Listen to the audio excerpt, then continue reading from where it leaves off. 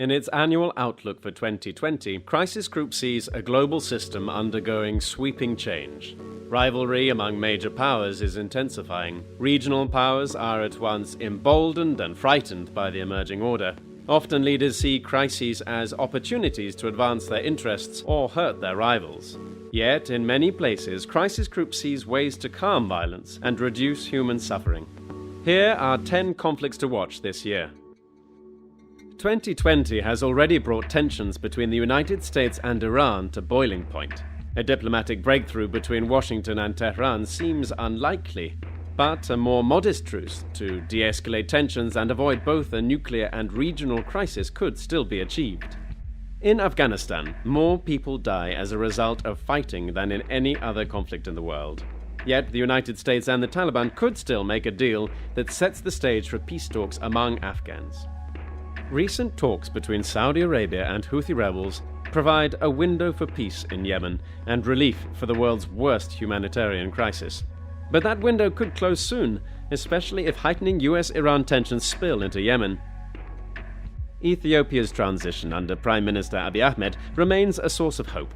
But as ethnic strife surges, some warn that the country could fracture, as Yugoslavia did in the 1990s, with disastrous consequences for an already troubled region. Burkina Faso is the latest country in Africa's Sahel region to fall victim to Islamist militancy. Violence has spread across many rural areas and risks spilling south to countries on the Gulf of Guinea. Foreign powers have upped their involvement in Libya, making attempts to reach a peace deal more difficult. The result is likely to be either a destructive stalemate or a takeover of the capital Tripoli that prolongs militia fighting. Prospects for diplomacy seem to be dimming after North Korea lifted its moratoria on nuclear and long-range missile testing at the end of 2019. Yet both parties stand to lose from a return to the hostile rhetoric and actions of 2017.